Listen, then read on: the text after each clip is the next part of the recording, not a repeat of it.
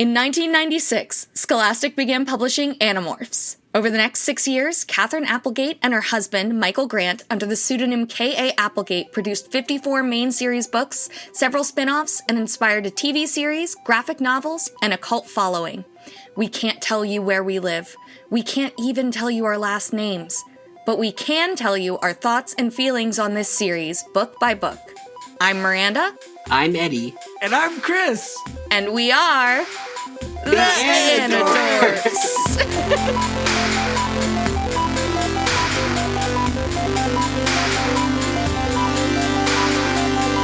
These may be kids' books, but we discuss dark themes and mature content. There may also be some explicit language. Listener discretion is advised.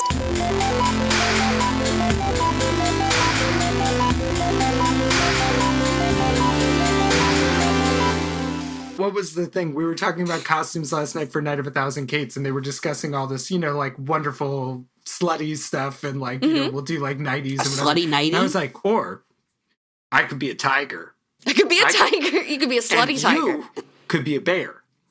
And you could be an Andalite. And you could be... and everyone was like, quit trying to work your Animorphs fantasy into Night of a Thousand Kates. But we could start our own Night of a Thousand Jakes. I love it. And there's one person on the side of the stage, so it's an hour-long performance, and they're slowly working up to a full smile throughout the performance. Yeah. A slow smile. That's how you know the performance is over, is it reaches when there's the full smile, yeah. Let's take this quiz. Quiz. So we're going to do an Animorphs quiz for children. Eddie, share your screen. Lead us through it. Animorphs trivia. Funtrivia.com /trivia-quiz/4children. Wow, it's rated 8 out of 10. It's wow. 858 plays top 35% quiz. This is on funtrivia.com. A multiple choice quiz made by King Galbatorix. Yeah, that looks right. That could be a spoiler. We don't know. It could be. This is my first quiz. Please come play it and send me a comment afterwards. All questions are based on earlier books. Let's go. I've not finished the entire series, so I'm basing it on what I myself know. Sorry if this confuses anyone. Oh my god, and it's not even that old. It's so good. Yeah, it's from 2021. I remember websites like this. Okay, Jake is the leader of the Animorphs. What does Axe always call Jake that annoys him? Prince Jake? Definitely Almighty One. King Jake, Great One. I think it's probably King Jake. I think King Jake would definitely annoy him. Honestly, the thing I take umbrage with here, and I don't want to be too combative for this lovely quiz for children, but does it annoy him? Yeah, or does he say it annoys him? Well, that's why I picked Oh Mighty One, because I think he likes being called Prince Jake, but if we're Axe ever to say Oh Mighty One, he'd be like, that's a step too far. That's too far. That's too far. Okay. I think it's Prince Jake. I'm not going to hold either of you to that answer. But if it was Prince Jake, do we think Jake secretly would prefer King Jake? Or do you think he's comfortable at Prince status? You think the problem is that you think the problem is the princeness? Yeah, because Jake's like, I'm at least the president of this group, which means President Jake. President Jake. I think it's so is real. Yeah, Princess? I think the monarchy is the biggest issue, but then not being the top-ranking official is definitely also high up on the list. But he just doesn't understand Andalite hierarchy because Prince is pretty good. I think we should go with Prince Jake though, because it has most of the letters of president. Yeah. Like, I feel like it's as close to President Jake, which is what Jake would prefer. Okay, answer submitted. Prince Jake. All right, let's move on. Oh, but we don't get to find out right away. We got to wait till the end of the quiz. Oh my god! I feel like I shouldn't click start, so don't feel like that applies. Don't to do that. Quiz. That's gonna. No, that's probably an ad. That's gonna. Yeah. I'm just kidding. Who is the first person to morph in the series? What does he/she morph? Tobias Cat, Marco Dog, Tobias Hawk, Rachel Elephant. So my recollection is that they morph a dude. Yes, as I recall. Where is Tobias dude? Just some dude. Yeah.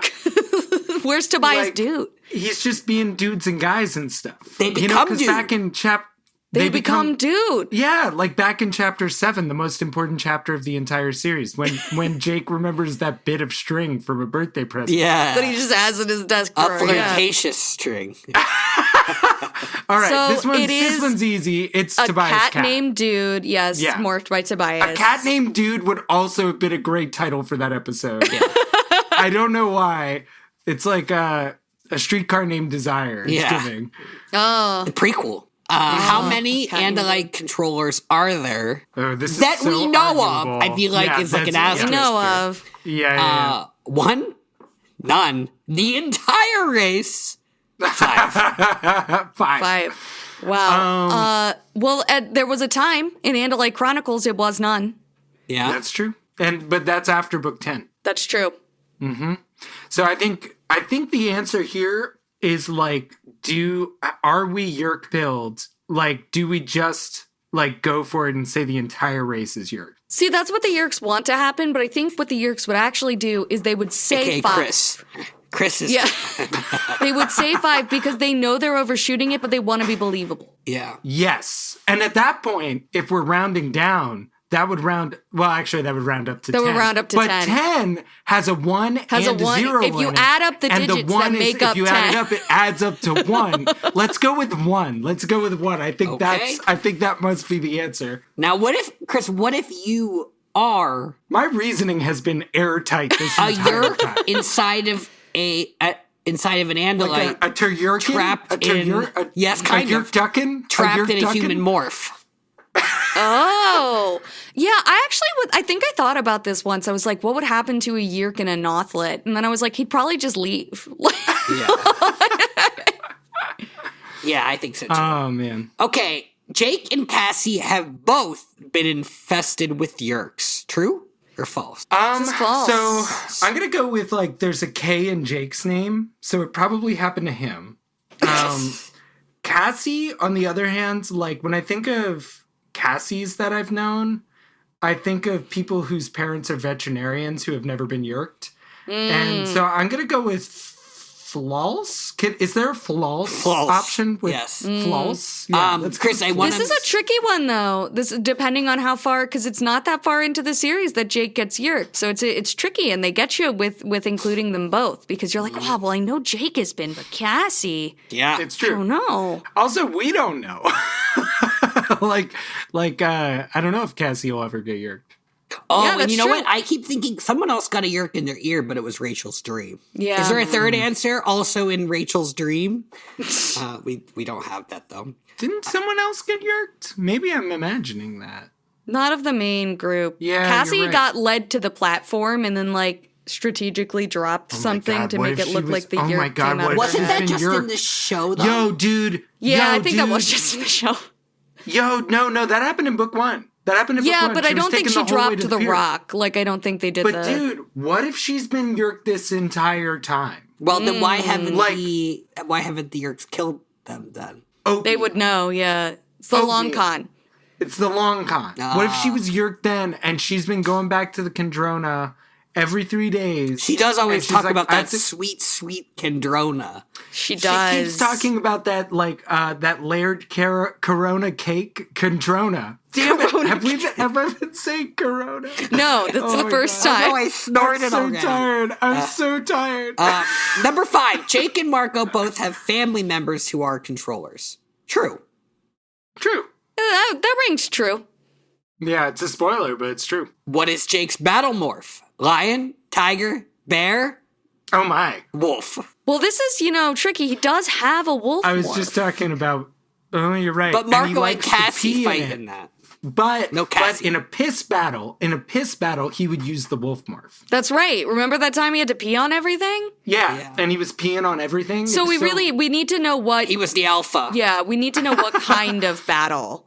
if it's water sports, we're going wolf. If it's All other tiger, situations... we're going tiger. I guess we're going tiger. Yeah. Right? Does anyone Yeah. have a lion morph?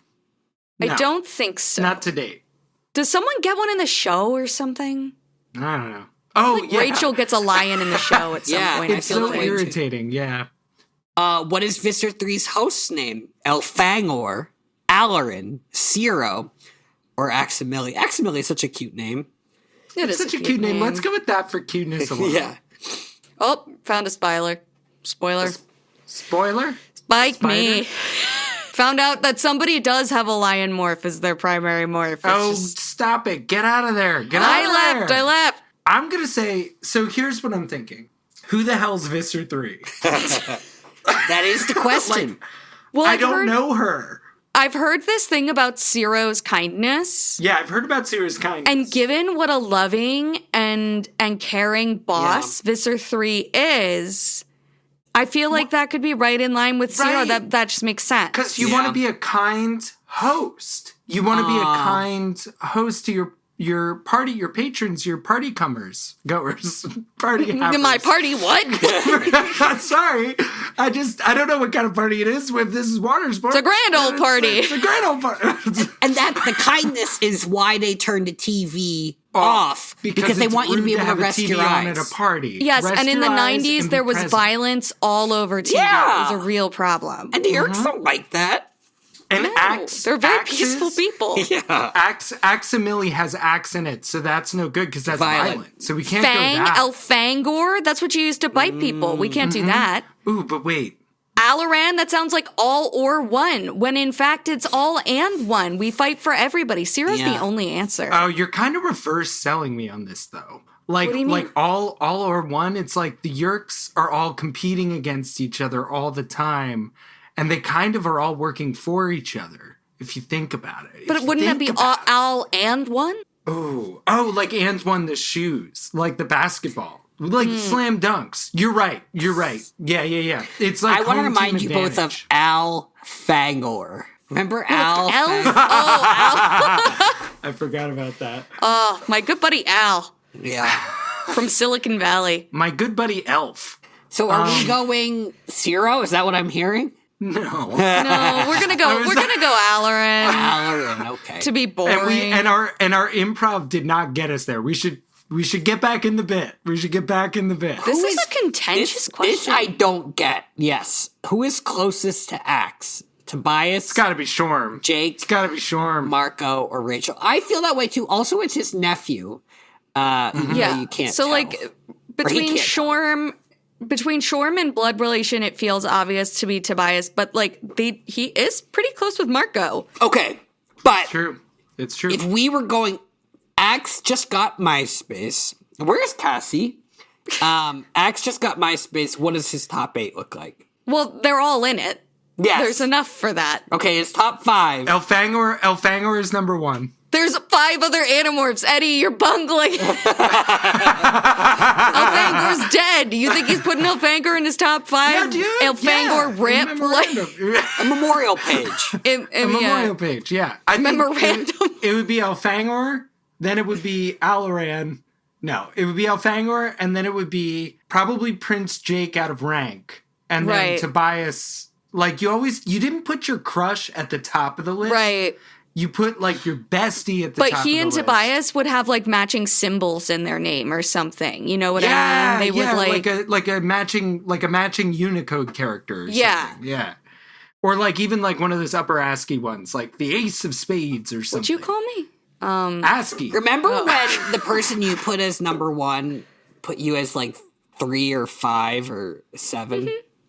I never had that problem. It sounds like a skill issue. I did have a pretty close friend that I managed to avoid this with, but there were weirdly like things that was like, if you do this for me, I'll put you as my MySpace number 1 for 2 weeks. And I was like, that has no tangible value and I won't do it. But unfortunately, other friends did not feel that way. Yeah. Yeah. Well, no, and that's the thing. It's friendflation. Because if everybody thinks that it is value, then it's like it makes it less valuable. But here's the thing. It actually makes it more valuable. But jokes aside, We're going Tobias. Sure? We're going to buy it. quick correction. My social skills sucked so hard when I was on MySpace. I doubt I was anyone's number 1. Oh, wait. Sorry, Chris. I just got very excited about this.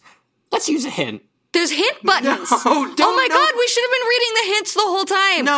No, they just get rid of options. Oh, it and just now gets we rid of can't- answers. but Never now mind. we I can't thought get these 100% were on the quiz. lovingly. We're never going to get into a top tier school. I thought these were lovingly crafted hints by the author. I know. And Would I that was have been wrong. so good? So Yeah. King Well, this quiz is from Galbatorix? how can there? 2021. I want to be People real didn't know quick about that here. It means 2 for the whole quiz, right? Because we hit hint, and it eliminated 2 options, and it says 2 hints left. Should we find out? So it must mean for the whole quiz. No, I want a perfect score. You guys, we already fucked up because we're going to sign this Anidorks at the end. It's this like is going to be a freaking... This is how we're going to get more Patreons. In video games, these quizzes. You're right. When 10 seconds pass at the beginning of a puzzle and the NPC starts going, I think it might be Tobias. Have we tried Tobias yet? Why don't Maybe you go we should look downtown around and the room. talk to Tobias? Maybe we should look around the Tobias. I bet the king knows the answer. King Tobias. Are you finished yet? I bet the king knows the answer. It's a large iron key. I bet the king knows the answer. The iron key is Longest Journey, which if you check yeah. into my stream sometime, I will definitely will be play it. I streaming don't that, have yeah. dates yet, but I will be streaming that. What is the time limit to stay in a morph? Eddy. Okay, so first of all, we all agree there's 4 options. We agree that there are 4 options, and those options are 2 hours, 1 hour, no limit, 30 minutes. And here's the thing. Technically, what is correct is Eddy? no limit. Don't hit hint. No limit is Don't hit correct. hint. To stay in one morph, there's no limit. There's no limit. You can stay in one morph. But here's the thing. Ontologically, is that a morph? If it's merely a transformation, I would say it's still a morph. I would say the answer is no limit. Did you ever hear of the X-Men character who The one named No Limit? No. Who only had one movie and they got rid of him immediately? No limit. I believe his name is Explodey Boy. Are you shitting me? I don't think so. I think this is him. Is there? And his power, he asks Explodey Boy. And he asks what his powers are. And It's not. just It's not unlocked a Explodey new, Boy. I'm wrong. It's a different kid. Explodey If it Boy has had been cooler powers. Explodey Boy, it would have been Eddie's costume for Halloween next year. So I might explode at any moment. there make is me an angry. X-Men character who comes to the school. His name is Bailey Hoskins. And he comes to the school. He's like, what can I do? And they're like, you have the ability to explode. And he's like, that's awesome. And they're like, no. You do not have any healing. You do not have any self-preservation. So you have the power to explode once. Wow. That's like Gale in Baldur's Gate. It's like my favorite power. You can explode. That's once. such a shit. I love that skill. Like, And I'm like, well, shit, dude, so can I. All right, click 2 hours. Let's move on. 2 hours is 2 hours. Who is the X-Men that has cards? Gambit. Gambit. Is he an important X? Yes. Yeah. Man? It depends on the era of X-Men you're talking about, but yes, not in the movies. Yeah. He was but in yes. the cartoons, though. He's in the cartoons. He's pretty. He made he has a whole he's in love with Rogue. It's a whole thing.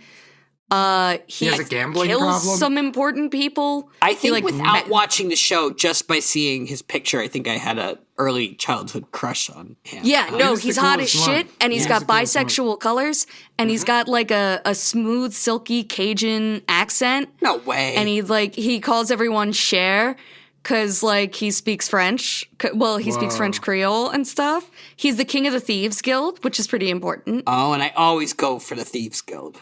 Yeah. All right. And finally, what are Hork-Bajir often described as? Giant centipedes?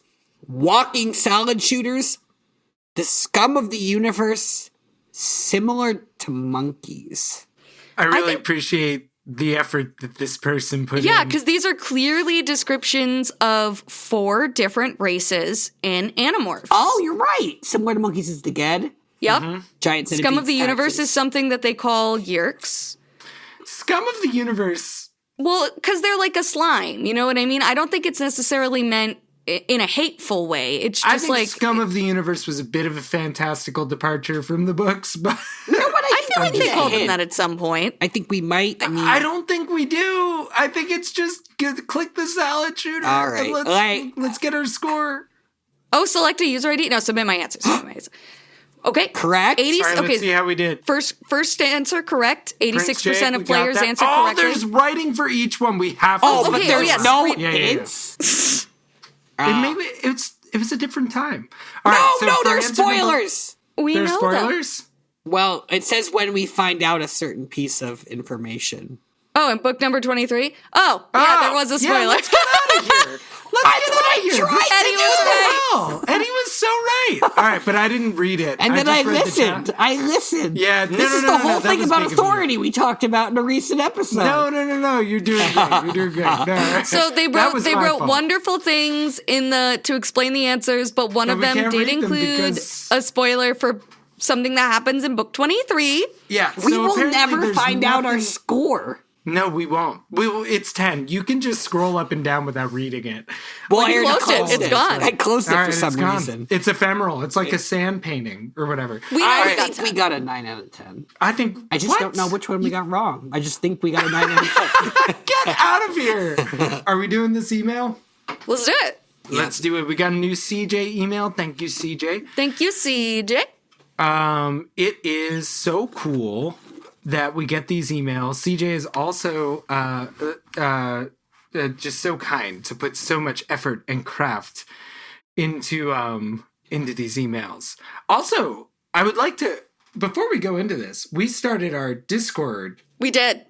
before, like, since the last time we spoke, and we're casual. Like in the book episodes, we don't talk as chronologically, and Did you have a don't nap speak right as- before recording, Chris? I think. it made me sleepier. Yeah. That happens sometimes. We started our Discord, and it has been so much fun. There's like it's the cutest little community. We're having such a nice time with all of you. And if you want to join, you can join at our Patreon at the $3 level, and you will get access to our Discord and can come hang out and share wonderful fan art and your cat. There's been a lot of really cool, really good fan art being shared. We Also did a lot of really good cats. Yeah, we've been doing let's some be good honest. pet posting. At least one good dog. I don't remember off the top.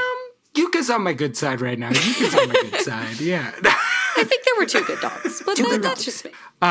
But no, so anyway, let's go into it. So this email is from CJ. Thank you, CJ.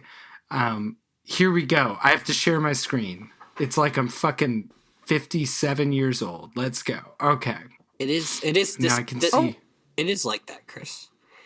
Stop that. You're turning so old so soon. We have two- It's we have- almost over for you, Ed. We have Zelda and Bender, our 2 dogs in the Are chat. you shouting out dogs in the chat? Yeah, and Let's get some F's in the chat for Zelda and Bender. Let's no, we go. want if there's going to be F's in the chat, it's for Link. Who? Oh, sorry. I forgot passed it's away. about respects. I'm so sorry. I take all. I didn't mean to be flippant. I apologize. F stands for flippant. All right. Book 16 discussion. I'll start. Hey, Anna Cool Kids. Firstly, I changed the font to Comic Sans to make it easier for Chris to read. Whoa! Thank you. That's amazing. So hopefully Gmail doesn't mess that up. Nope, it's working flawlessly. It was the first thing I noticed about this email. Yeah. And it's easier on the eyes, especially with its length, but you should be used to that by now.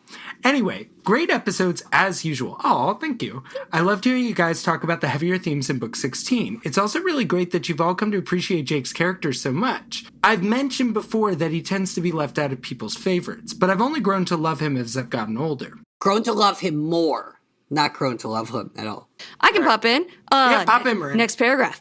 When you read his POV for the first time, it's like, he's just a normal kid who wants to play basketball. He's kind of generic. Then when you read Jake's POV at this point, at least for me, the feeling is more, he just wants to be a kid and play basketball. Yeah. Let him be normal. Exactly. Several Would've crying thought emojis. that his desire it's to really- be like totally normal would be his Achilles heel. It's like, and for me, a person who does not identify as a normie, like to Yeah. be rooting for someone to be able to be a normie, like that. Yeah, doesn't he's feel- like a normie who had to turn into Bjork to save the world.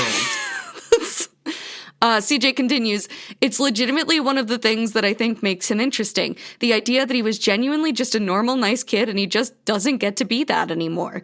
The simplicity of his earlier characterization or his earlier desires kind of makes it all the more tragic to me. For example, back in book 6 when he's under Yeerk control, Your Temrash Control is the name of our punk band. Move on. Go on. Temrash taunts him with an old dream Jake used to have. It's an incredibly simple and even generic dream. Just him doing well in basketball with Tom congratulating him and Cassie watching from the crowd with admiration. I remember this. Jake reflects that he hasn't even thought about that for a while, but the Yeerk mocking this simple fantasy still hurts him, and it's even further out of reach than it ever was before. It's such a normal, typical kid fantasy, being so good at something that the older sibling you look up to compliments you for it, and looking cool in front of your crush. But Jake doesn't have those dreams anymore, and that's genuinely heartbreaking. It really is, dude. Poor Jakey. Popcorn Eddy. There's a lot to talk about with this book, book 16. And I get what you mean about the middle sections being less interesting than the start and the end, but there's still plenty in the middle I enjoy. The wackiness of their diversion at the Waluigi building, it will never be anything else in my mind now, is fun. And something I found hilarious as a kid, especially the bit where one of the employees is not just baffled at the image of animals mopping the floor, but the fact that the floor is also carpeted. I don't know, that little detail is particularly funny to me personally. I have to admit to also finding the toilet humor incredibly funny as a kid. Tobias getting temporarily stuck in a toilet after someone sat down was so hilarious to me. I legitimately remember laughing so much I had to put the book down for a second. Whoa, Good, that's awesome. good. That's awesome. Yeah. Because, it didn't hit for me, but I'm glad to know it hit for people. easy, But also, also, I'm an adult. It might have hit when I was a kid. It might have hit as a kid. It's like, as an adult, though, it's just you remember every close call you've ever had, and you're like, I don't want to go. Yeah. And also, just I have too much public bathroom anxiety as it is. I'm like, if I was the man on the toilet and I found out there was a fly under me, that would be awful. That would be a terrible thing that happened to me that day. I wouldn't even be thinking about how terrible it was for the fly. And just to offer a different perspective, I would... For some reason, Eddy was doing that, so I started... I would be happy to be stuck in the toilet as Tobias is... Just to offer a contrary perspective. Well, if you were a fly, it's pretty close to where you want to be. Yeah, that's true. It's still You really would be close. happy to be a fly in a toilet? Am I missing something? Eddie is just doing that thing that he does where he offers contrary perspectives because that's how you make a podcast. Yeah. And yet I can't commit to it because it's still so disgusting to me. Like my yes ending would not let you do that. I was like, you're gonna get so many toilet fan letters now where it's like I think I was rocking because I was like, don't even make the joke, Eddie. So that's so good. Funny moments aside, though. Wait, why am I continuing? I'm going to continue a little bit. Funny moments aside, though. Why? The thing that stuck with me the most as a child was probably Popcorn Miranda. Jake's near-death experience. That's smart. The kids aren't exactly strangers to almost dying, but this is one of the most visceral so far. True. It wasn't them narrowly avoiding something that would have killed them. In fact, what makes it so scary is Jake doesn't avoid what happens. It isn't a scary sequence because he has to dodge a bunch of hands trying to squish him and just barely pulls it off. He is squished. His friends have to decide how much of his guts to carry so he can safely demorph. That's a whole other level of near death, and I really appreciate how much Jake is still feeling the effects of that throughout the rest of the book. And his conversation with Cassie about it is incredibly nuanced, as you all said. From Jake's POV, he has seen what it is like when he lets others know how scared he is. Book 12. Is that book 12? Yeah. Book 11? I think it's book 11. Nah. The Jungle Book. By Rudyard Kipling. Just substitute the Jungle Book by Rudyard Kipling in the middle of this series. It'll make Hold on, sense. no. I would rather play a game where everything CJ says is canon, and now we have to decipher this meaning. Yeah. Where it's like, why was he so scared of Jeremy book Jason 12? Oh my God. He thought everybody was going to threatened. find out that he had a crush on Jeremy Jason McCall. Yes, and he didn't want that to come out before his first novel got published. Right, exactly. Okay, got it. Okay. He has seen what it is like when he lets the others know how scared he is and how quickly he can make the team break down. But it's also clear that Cassie is right, that Jake should express these emotions, and that not doing so is harmful to him. The book doesn't present an easy answer, or even the idea that there strictly is one single answer at all. That's something the series does a lot, as you've all noted. It uses the kids to explore and discuss complicated ideas or dilemmas, and often doesn't give an explicit answer or solution to those things. It wants the readers to think about these things themselves, and what their own answers would be. Popcorn Chris. On a lighter note, I do have to say that Jake almost dying as a fly and the other ways the kids have almost been killed as bugs made me very reluctant to ever kill bugs when I was a kid. It wasn't as if I thought they could be an animorph exactly, more that it had successfully put me in the headspace of what it would be like to be squished as a bug, and yeah, that made it a lot harder for me to do for a while. I've long since gotten over it, but it still crosses my mind whenever I swat a fly, lol. Moving on, Popcorn Eddy. Aside from the big stuff with Fenestra and its fallout, there are two other specific scenes that have always stuck with me from this one. The first is the dinner at Jake's house. You guys touched on a lot of what makes it great. There's an undercurrent of uneasiness throughout, an almost uncanny valley-like feeling, where it should be a nice, normal dinner. That's what it would look like if they lived in here. Wait, that's what it would look like if they lived in a glass house and you passed by. But that's not what it is at all. There's also a particularly good writing choice that was made in the prose here. Jake watches Tom's reactions and makes it clear that it is the Yeerk controlling him, that he's actually seeing. But he doesn't describe Tom's reactions normally and then follow it up with, but I knew it was really the Yeerk doing it. Instead, it's written like this. The Yeerk inside Tom's head searched Tom's memory. It found the answer that Tom would have made.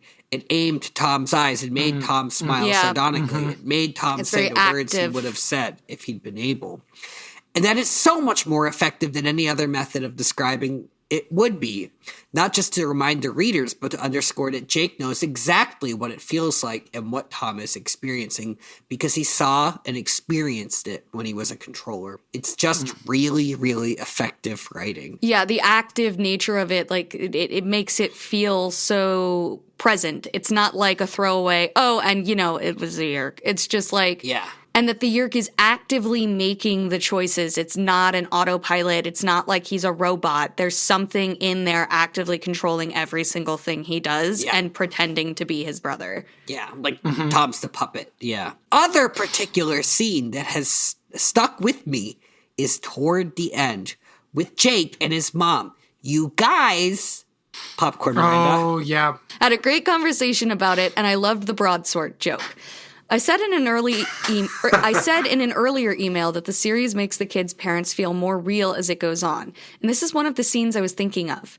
Even as a child myself, I remember really liking it and appreciating that Jake's mom wasn't dismissive of his feelings, even though she had no idea what he was actually going through. She respected that he didn't want to talk, but made it clear that his feelings and experiences shouldn't be dismissed, no matter what they were. It makes Jake feel a little better, and it shows her being a good mom. And, as you all pointed out, that almost makes it worse. Jake and Tom have parents who love them, who can tell that something has changed for both of their sons, but have no idea what it is. And how could they? An alien invasion and secret war aren't exactly things that would jump to the forefront of their minds. And of course, that's assuming they are in fact ignorant of what's going on and aren't controllers, something that poor Jake can never really know for sure, and would likely be terrified to know for sure in case the answer is bad. Like you guys said, it adds a really nuanced layer to the situation Jake and the others are in. They can't trust their parents because of the danger it would present, either to themselves or to their parents. Okay, let's finally popcorn Chris. Get to the Fenestra in the room. To begin with, I absolutely think he is killing the host. Yeah, that's fair. Yeah. I think I'm the only one who didn't think that. No, stick to it, Miranda. Stick to it. That's what makes a podcast. Stick to your guns. I still kind of think that. This'll be your hoof tongue. This is my hoof tongue. This is the window I die on, if you will. But window I die falling out of. But yeah, I still think there has to be some way he's not killing them, or it doesn't make sense. But I do see why everybody else feels differently, and that's fine. That's definitely what is being implied. All right, so let's just get this clear. Miranda's wrong. I absolutely think he is killing the host. I'm just kidding, Miranda. You're totally wrong. You're couldn't be more wrong. Miranda, I'm just kidding. You're wrong. I'm gonna go back to being a bird girl. Bye, everybody. No! I think CJ is actually about to confirm that it is a straw that they're putting, like a milkshake straw. Definitely what is being implied by the narrative. And while it is a lot of people to kill every month, I can still buy it within the universe. For one thing, we don't know how long he's been doing this. I don't think it is how Fenestra has been existing the entire time. It seems like a fairly recent change, judging by what he says about making Fenestra rich and helping the Yeerk Empire through his influence. So I don't think he has been keeping this up for too long. So he just split with the Yeerks. He just went solo. Okay, for a little. The rest I can excuse with his extreme wealth, his access to information, and his access to technology that can literally disintegrate. Oh my God! It makes that happens to me sometimes. Integral. They're not integraful. It makes not. It's things that are integrated coming apart. You disintegrate. Yes. Yes, disintegrate. All right. All of that is enough for it to be fairly plausible to me. Again, at least within this fictional universe. Adding on to that, though, how else would he be getting the Yeerks out of his host exactly? As for now, at least we don't know of any technology that can extract a Yeerk from a host. The only time we see a Yeerk leave their host willingly to feed, that's not true, actually. Sorry, I'm picking a bone. The only time we see a Yeerk leave their host is willingly to feed or because they were starving to death and acting on instinct. So, gruesome as it is to imagine, I have to think that he's literally cracking the host's heads open like eggs to get the Yeerky yolk inside. I added yolk there, but CJ basically said it. Which is disgusting on a lot of levels, but it is also just my own interpretation of what's being implied here. Quick little fact check, just because I'm feeling it. Do you guys remember, when Visser 3 shows them a hologram of a thing that rips the Yeerk out of their ear in book 2? Mm-hmm. It's Chapman or something. Yeah, so there's some monster that there's a monster that does it, and then also we have seen them in when their host is going to be killed with them inside it, we see them flee on occasion. Do you think the enemy of the Yeerk is the Q-tip? Do you think that they're in there just batting away? No! With their little sluggy tail. No! Now, I will also say, I think I presented what sounds like a very funny way that this would work, which is that you would, as a Yeerk, climb into the same brain as another Yeerk and have a battle and push the other Yeerk out. Okay. That's what I think. I just want to point to my evidence for my interpretation with the milkshake straw, which is that what Fenestra says is, how do you think? And the moment that he said that, I thought of the milkshake straw. You thought of a straw. And I drink it up. I drink it up. I drink your Yeerk. Okay. Is it mine next? Yeah, Popcorn Eddy. The argument between Jake and Cassie. While I get what you mean and certainly think the scene highlights Cassie's flaws, I don't find her to be at all annoying here. Admittedly, part of this might come from my knee-jerk reaction to defend Cassie. To be clear, I don't think you guys were being too hard on her or hating on her at all. Everything you said made sense, and I agreed with a lot of it. But since Cassie is the one to get the most hate in the fandom, and one of the ways— No way! She gets the most hate in the fandom? That sucks. I'm pretty sure CJ's brought this up before, and it always feels I did not realize that. No, it's just it always feels like a misogyny and a misogynoir thing. Yeah. But since Cassie is the one to get the most hate in the fandom, and one of the ways she is hated is by people saying she's annoying for having the moral issues she does, well, it makes me jump to defend her. Like I said, I'm like that with all the kids, honestly. I feel like an overprotective parent telling off anyone who criticizes them because they're just kids doing their best, damn it. Very true. Totally. No, and no. It was hard. It just didn't feel like the right time, I think, in that scene. My biggest issue was this is not the time. We don't have time for a long discussion. Aside from that, I want to make it clear, I am not able to participate in the fandom due to spoilers yet, and I was happy. But we will be there. We will be there fighting for Cassie one day. And I liked that we had a chance to find Cassie annoying because I want all of our children to have equal opportunities to be annoying. So Yes.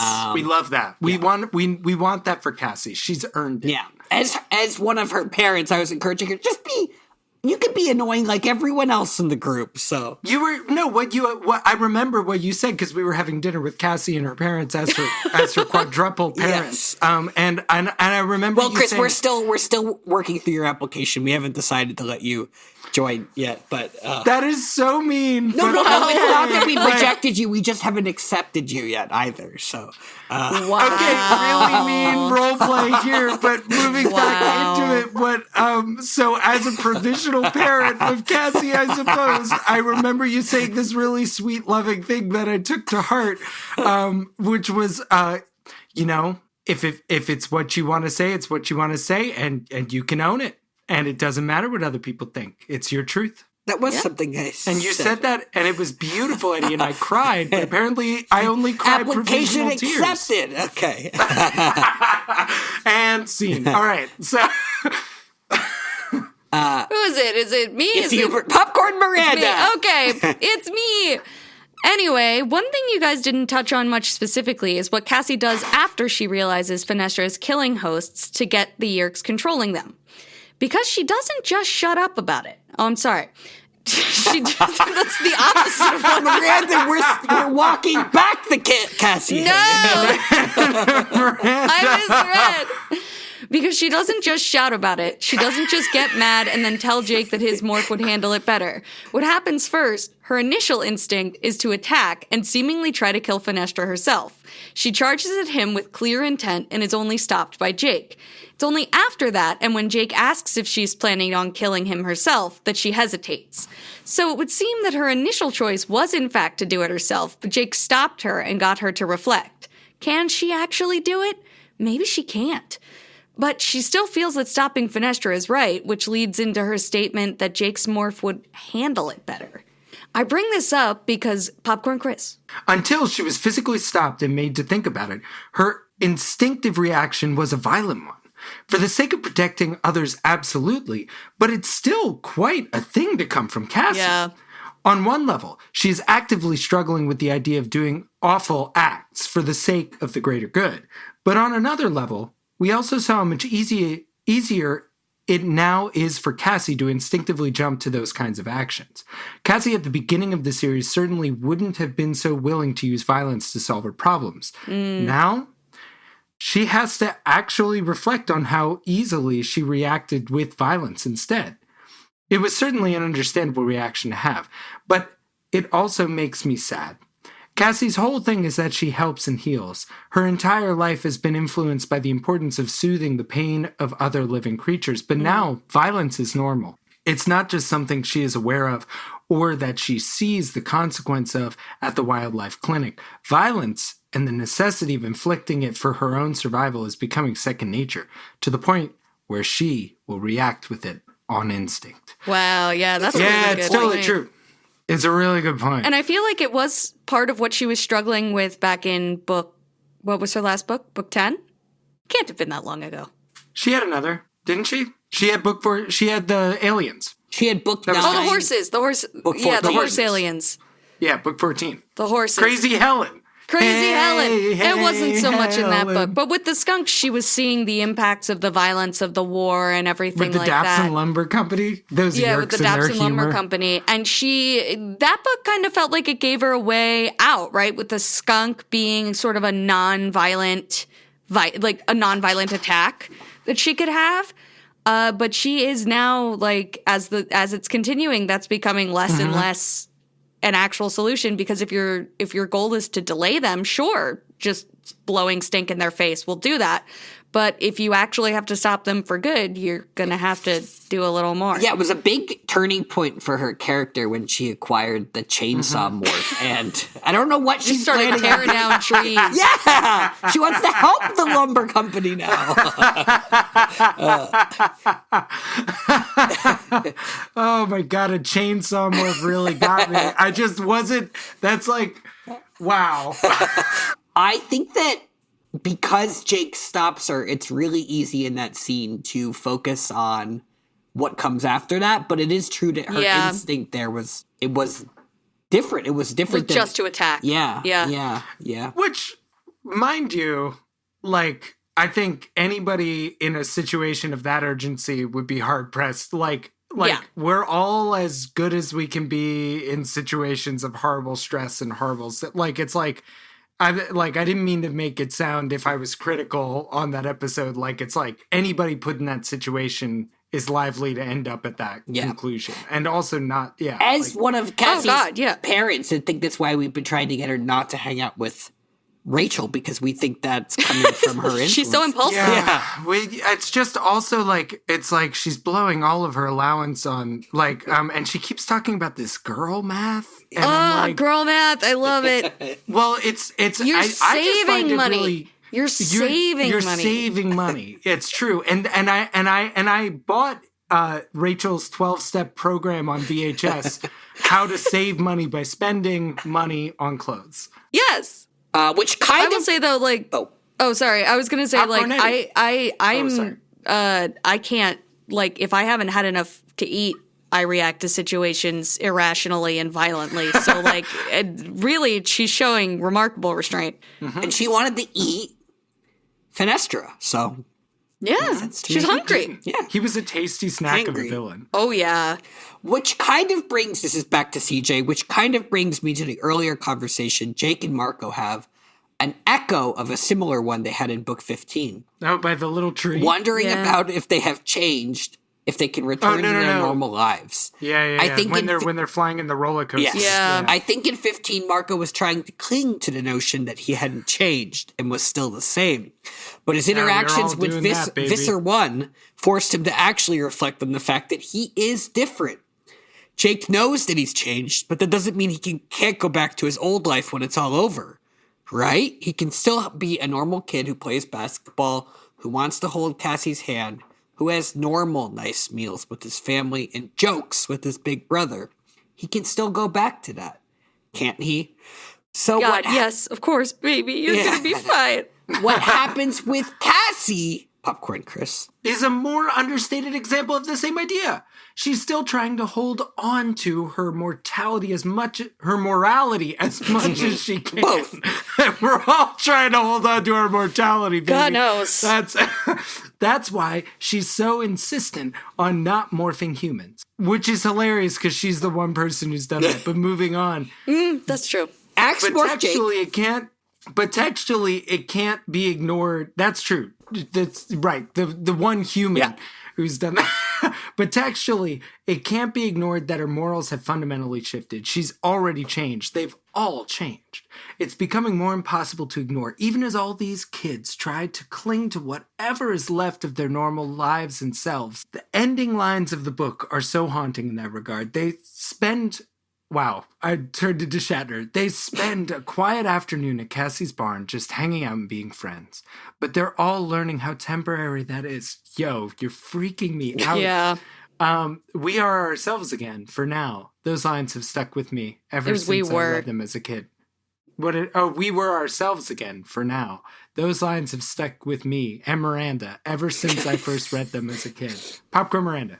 And it's only book 16. That's kind of wild to me, even now. Imagine how much more will have happened in another 16 books. What kind of choices they'll all have had to face by then.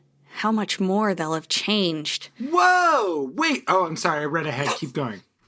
On that Keep not going, at all Miranda. tragic note, just a few more things I wanted to mention. I left comments on Spotify, so I didn't won't go realize over that what they I said could there. leave comments on Spotify. We're about to go find out. I'm going to go find them. I can't see the email now. Yes, Oh, please. oh, you're looking at my screen. Please. No, not my personal Please. email. Don't look at that. Hold on, the little Zoom bar is covering up my tabs. It's okay, so go up. Yeah, There you go. I did Command 2. I used a hotkey. I'm not that old. I left comments on Spotify, so I won't go over what I said there, but here's some more odds and ends about the book. Cassie's early rant about computers and tech language has been confirmed to be more or less how K.A. Applegate felt about it at the time, LOL. She doesn't feel quite the same way now, but back then found trying to research on the internet more frustrating than helpful, and that the anonymity of being online often led to people acting their worst. She's not exactly wrong on that one. Very true. She has always liked interacting with fans online, though, and appreciates certain aspects of the internet now more and it's fuck you, and appreciates certain aspects of the internet now more than she did back when this book was written. Popcorn Eddy. Well, the cabin pressure in a plane would kill most insects. Some species of flies are, in fact, an exception, and they tend to be on flights that serve full meals. So them being flies isn't as out of place as you'd think, though I admittedly can't imagine a time where I've seen flies on a plane either. I think Marco having such a high opinion of being a billionaire has to do with the way his own financial situation changed when his dad was deep in his depression. True. Yeah. Jake mentioned once that Marco used to live down the street from him, but that changed after his mom died and his dad couldn't hold down the same job. And he moved to that apartment with leaves in the pool that we can't get out of the empty pool, yeah. Marco also has also mentioned several ideas about ways they could use morphing. Yep. Morphing. Wow. Morphing. Oh my God. Marco. It's such a good rebranding of it. Like, he would totally do that. He'd be like, but it's different when I do it. When I do it, it's morphing. Morphing, yeah. Marco has also mentioned several ideas about ways they could use morphing to get rich, such as being in horror movies or horse races. And I think his including calling it morphing. And I think his played up reference for Fenestra is an extension of that. Because he has felt what it is like to not have much money, he's very into the idea of having more than he would ever know what to do with. That's my reading of it anyway. Popcorn Chris. For sure. There were several fan-created websites that were inspired by this book / other events of the series. They mostly don't exist anymore, and I'd be wary looking them up because of spoilers, but there was the Yeerks Are Here forums, a website for the sharing which credited Visser 3's human morph as its creator, using the name he has in the TV series. Oh, I wish I could remember that name. I'm struggling. Mm-hmm. And it's, yeah, well, it's great. I remember it's great. And others that I won't name because of said spoilers. But they were very fun and creative.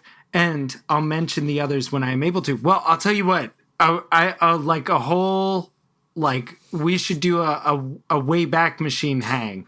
Like, we should, go check find all the Animorphs content there.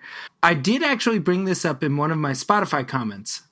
Okay, CJ, just in case it wasn't clear from my earlier reaction, we will start checking the Spotify comments. I'm so sorry. Where do you comment on Spotify? I have to know. I guess I have to log in as a creator to see. Yeah, probably. I don't know. Anyway. Victor Trent. His name was Victor Trent. That's not what I was remembering. Anyway, but in the Spotify comments, but I can attach images of what I'm talking about in the email, so I'll say it again here. You guys mentioned being thrown off by the Taco Bell tangent and wondered why it was there. While I do think it's partly there to show the other Animorphs not noticing how scared Jake is after his near-death experience, it's also because there were Taco Bell Animorphs toys. What? Oh my God, I don't remember. These included a magnetic maze called Yeerk on the Brain, where you navigated a Yeerk to the brain to win. Whoa, playing for the bad side. A dome ship beam that projected an image through a flashlight that showed Jake transforming into a rhino, a bird claws stopwatch to keep track of morphing time. Oh my flippin' shit. The most infamously the Animorphs Transformers. My brother had a few of these ones, and they were exactly what they sound like. Images of all those are attached. Oh, excellent, excellent, excellent. And you can look up more on Seropedia. There were also Pizza Hut and KFC toys eventually. And the name of one of the Pizza Hut toys will make you do the biggest of double takes. Lol. Wait, so I have a Tobias morphing toy where he morphs into a hawk, and I wonder if that's one of those. Anyway, while I'm sure I could find more to talk about, I've gone on about this book long enough. I'm really looking forward to some of the upcoming books. If you end up wanting to do a guest or post-book discussion on 19 or any other book, really, I'd absolutely be down. It feels a little weird to put that offer forward myself. And please don't take this as any kind of expectation, but I wanted to mention it all the same. Oh, that's very sweet. Yeah. Hope all of you are doing well and having a nice day until the Andalites return, or at least until next time. CJ. Let's look at these pictures. Oh, thank you, CJ. Thank you, CJ. This was wonderful. Oh yeah, man. Absolutely. Andalite beam. Wow. Incredible. Yeerks on the brain. Collect all 5. I want to see that on one of those like new LED blinding flashlights. It's Anamorphing spheres. Animorpher. mirror image changer. Okay. Oh, like okay, we talk about this. 'Cause- Claw to hand Right, watch. exactly. Yeah, We've got Yerk on the brain, we've got Animorpher, we've got Animorphing Sphere, and then we've got Claw to hand watch. I think they could have done better. Well, but it's like, yeah, they could have done better. It You're feels like right. it has to be a Yeah. reference to something I'm not getting. Yeah. A bird in maybe a it's, hand is worth... Yeah, maybe it's the watch that Tobias has. No, it is. Oh, it's okay, but yeah. the name, Right, the yeah. name is But the name... Claw to hand. What's wrong with that? Well, Well, how else are you going to do it? I guess- Tobias is... But what does what? claw to hand mean? Well, no. So it's Oh, like does the it watch change? is... No, but the watch is like tied to his thing, so to look at it, he has to pick it up with his other little hand. But And claw he goes to like hand? this. Why claw to Like hand? a little train conductor. And he says, all aboard! All aboard the Yes, morphing just train! like in the books when he says that. Yes. It's a claw to hand watch is, I don't understand what you dislike about this. Like, it makes perfect sense to me. As an Animorph, you have the power to become a creature you touch, but there's a serious time limit. Ignore it and you may never be human again. 2 hours max. So there you go. That's why it's claw to hand right there. It's just a timer. Yeah. I'm also just teasing Eddie. These are not the toys that Eddie No. has. Eddie's are more fancy than this. Oh, yeah. okay. Eddie's yeah, is yeah, yeah. nicer. Yes, I have one and it's nicer than all of these. These are actually pretty bad, but I did have some of these, I think. Whoa, you called them bad? I said yours was nicer. I didn't say that these Well, were look, they bad. just kind of For pop in. Taco Bell toys, Taco Bell didn't even really have all that many But toys first that I of all, remember. Cassie as an anteater, that kicks ass. Jake as or Rachel But they as just Fly kind of talk is into the plastic. You know what I mean? Oh, also is well, Tobias just a hawk? Like, does he even change?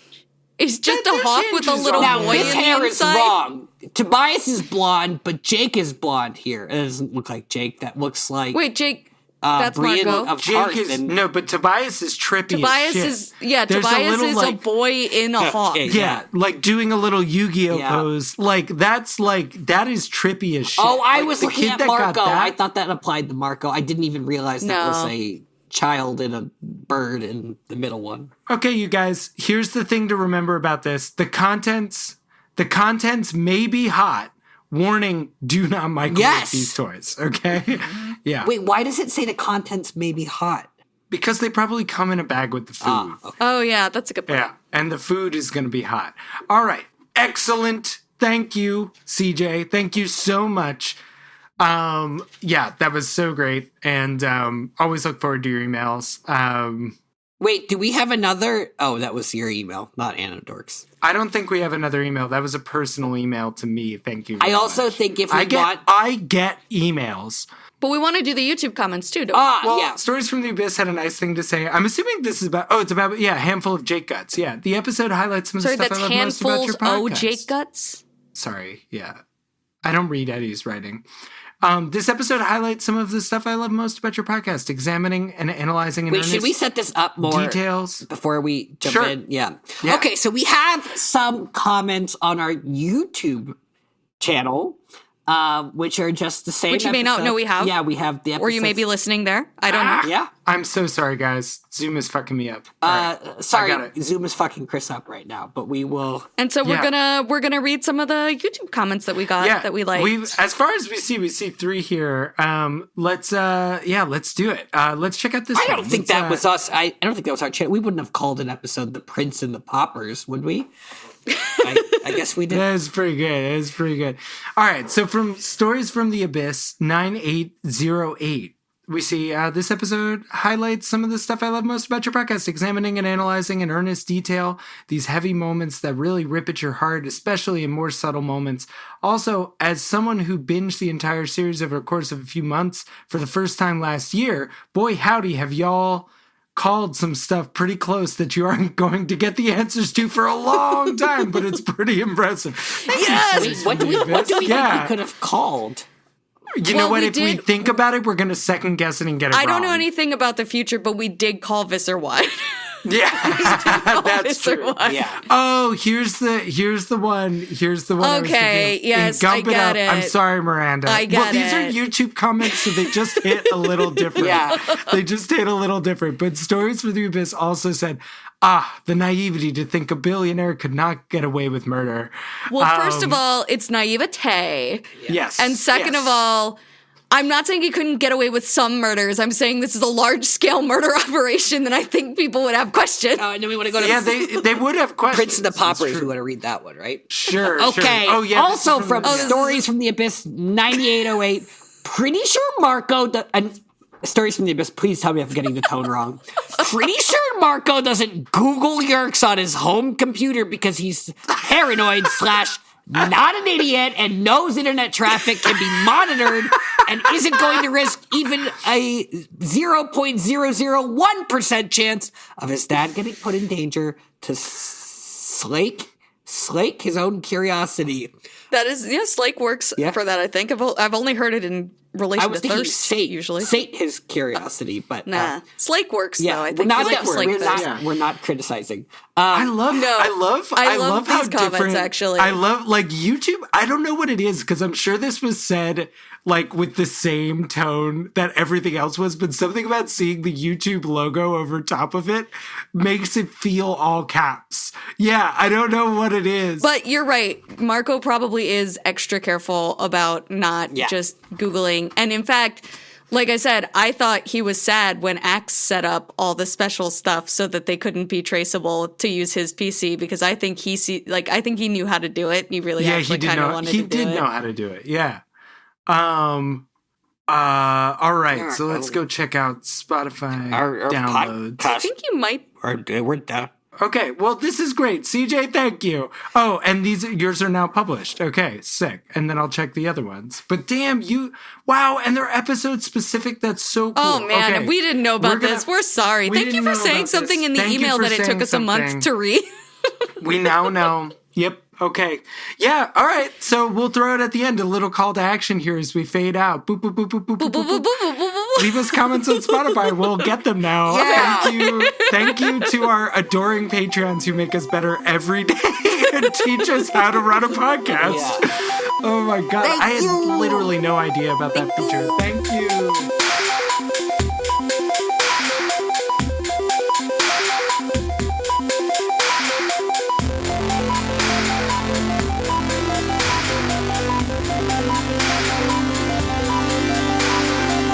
Thanks for listening to Anidorks. We'll be back soon with lots more to say. Until the Andalites return, or at least until next time. See you soon!